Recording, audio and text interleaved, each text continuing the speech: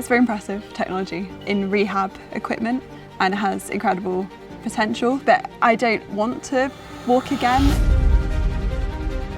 There's so many people who get told you'll never be able to walk or you'll never be able to get out of the wheelchair. Some people want to take on that challenge. Wow, that is such a surreal feeling. It does feel like an electric current. One of my first patients, I said, "Gary, do you want to climb Everest?" And he said, "Yes." I said, "Mate, I'll get you to the airport, but after that you're on your own because I don't like heights." 3 years later he climbed Everest. No, he didn't. He did, yes. But if you put your mind to it and if you coach people well, then they can achieve things that other people think are not possible. It's the only minority group you can become a part of at any time, and it's the biggest one there is. 1 in 6 people on the planet have a significant disability. Tens, if not hundreds of millions of those will have significant mobility difficulty, meaning you cannot get about without help. About 75 million people worldwide need a wheelchair, and those are just estimates.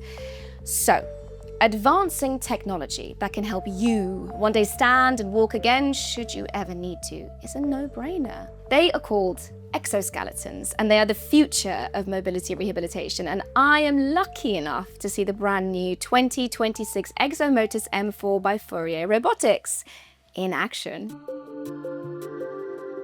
We've been developing a treatment program that is purely focused on combining this device with a sensor-based artificial intelligence stimulation program. You can't just stop there. I need to know more about this artificial intelligence stimulation program immediately. Tell me more. The ExoMotus will collect some information about the range of movement. It's able to give feedback about how much the patient is doing. They can then see if they're doing the right stuff. The more we can use the equipment, the better it is for the patient. The number of repetitions count. And it's also allowing us to free up the therapist's hands, so we can get a therapy assistant or a technician to push the device and the therapist is then suddenly freed up. We've been getting quite a lot of success with people who have had a stroke, but who are ambulant, who are walking to some extent, but need to have more repetitions in their gait. So sometimes after an injury, people can't remember what it is like to walk, and they want to feel or relive that opportunity to walk. And then the device will allow people to do up to 1,000 repetitions in a single treatment session. So that's 1,000 times the opportunity to improve and to learn a movement in a single treatment session. The power is to give people an experience that they otherwise wouldn't be able to have. I came across this lady in 2012. I explained to her about the exoskeleton. It's not going to make you walk. It is a robot walking you. And she explained to me some of her friends might want to go to a spa or have a massage to make them feel better. And she said, well, this makes me feel better, or it makes me feel the way I was before my injuries. We are designed, we've evolved to be upright. So being upright is really important for our body, and somehow that is important for your mind as well. So some people who are wheelchair users, they of course are sitting a lot. What we normally promote is for people to spend some time in standing. The clinical guidance is that it should be about an hour every day. We're trying to promote that for people, that standing. The standing itself has a benefit in terms of bladder, bowels, your digestive system is really evolved around being upright.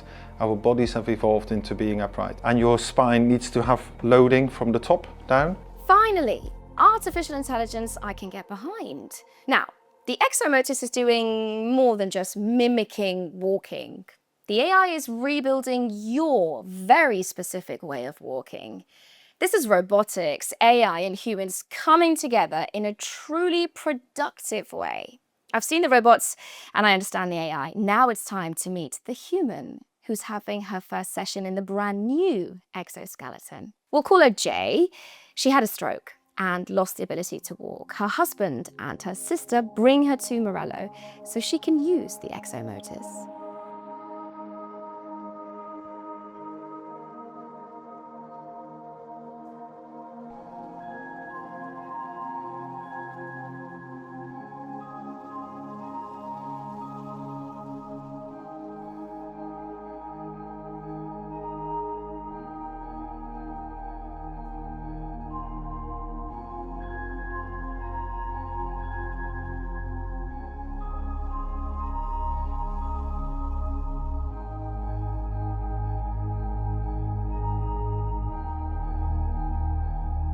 seeing Jay stand and then walk was far more impactful than I imagined.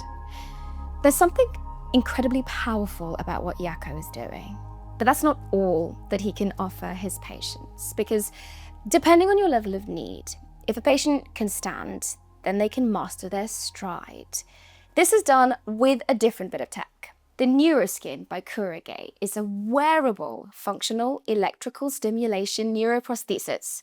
I did practice saying that.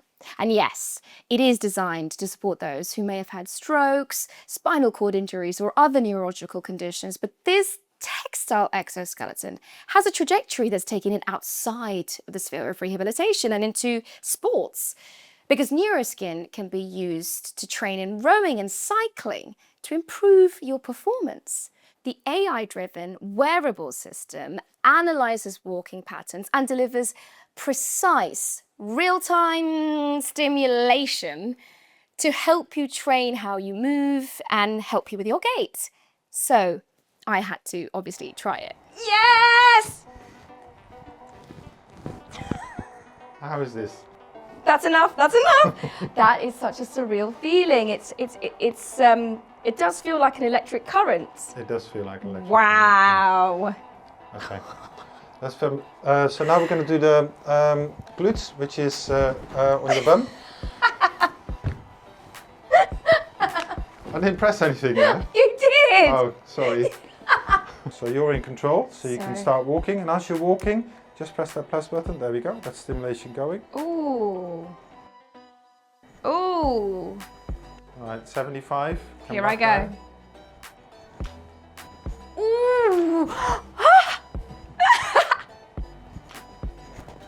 Wow. Okay. It's quite a lot, actually. But I can absolutely see how this would encourage someone to try again. I've never been so aware of how much I think about walking, or how many muscles, or how much of my thought and energy goes into just taking one step in front of the other. But it's giving your brain the sensation as if you're walking. So if you wouldn't be able to move that leg, now the stimulation is tingling, it gives you the contraction of the muscle, the tendon sensors, the joint sensors, the capsular sensors, all of those sensors in your leg are all feeding back into your brain the right movement pattern, and then you just have to copy it.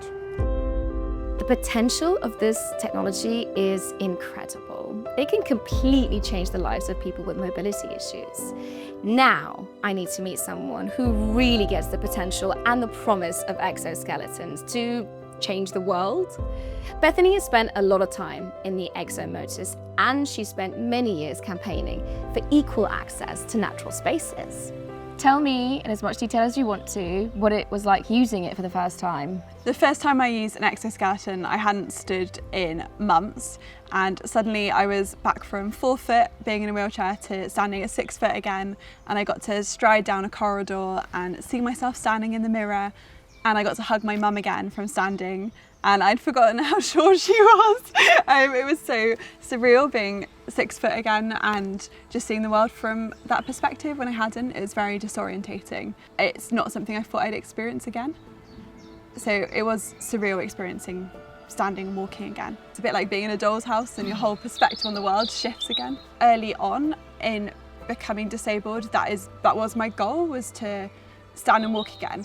But it is since my goal has changed. I've realised that actually the most radical thing is just accepting my body, and I'm so proud of my resilient seated body, and my wheelchair is now part of my body, and I love how my wheelchair enables my freedom. So it has changed my perspective. So me thinking, for example, that we can technology our way out of being in a wheelchair, that you know, I want you to walk. I want you to be able to go into the world and experience all of those things. Should I be thinking that way? Am I sort of maybe misleading myself? Yeah, I think it's quite a harmful assumption to assume that we're going to want to walk. Actually, not being able to walk is probably the least disabling barrier I experience. Really? Yeah, I think it's the lack of stories that we tell about disabled people as well. There's such poor representation, so we don't realise how you can live a beautiful life on wheels. We just don't see that represented on our screens or in the media. Thinking about representation, we've got Avatar, that film Avatar, where someone, a paraplegic, would rather leave Earth and become a blue alien than remain on Earth with his family in a wheelchair. And we just don't have, we have a massive void where we should have that representation of wheelchair users and disabled people out in nature and just living their lives. We need to stop thinking about not being able to walk as a tragedy, and actually the tragic thing is the barriers that disable us. It's having steps everywhere, it's having stiles and kissing gates that shut me out of a lot of the countryside. I am disabled not by not being able to walk, not by my wheelchair or being tube fed, but I'm disabled by society, by the barriers that we introduce. So it's this idea is called the social model of disability. My freedom isn't restricted by not being able to walk. It's restricted by not being able to get an adequate wheelchair funded and having to crowdfund for this wheelchair that I use now.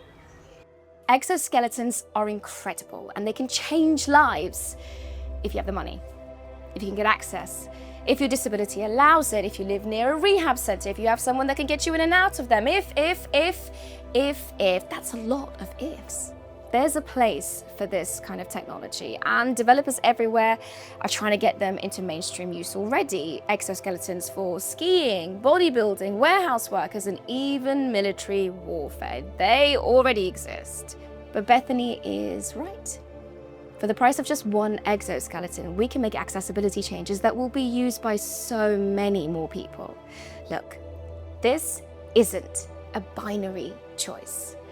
Now, if you've watched this long, thanks for watching the video. There's another one coming up to this, but please, why don't you like, subscribe to this channel so that we can get possible worlds out to the wider world. I went to the top of this hill in the park and just let myself go downhill as fast as I could, and just feeling this sense of freedom that I hadn't felt in so long because I'd been stuck indoors, unable to access my life because I couldn't walk very far. And just realizing that that is what freedom looked like. Freedom comes when I accept my body, when I'm proud of my resilient body and make the most of every day, and can be outside again, can be back in the mountains or back by the sea with my family and friends. And that's what freedom looks like. It looks like being proud of my wheelchair and proud of my disabled body.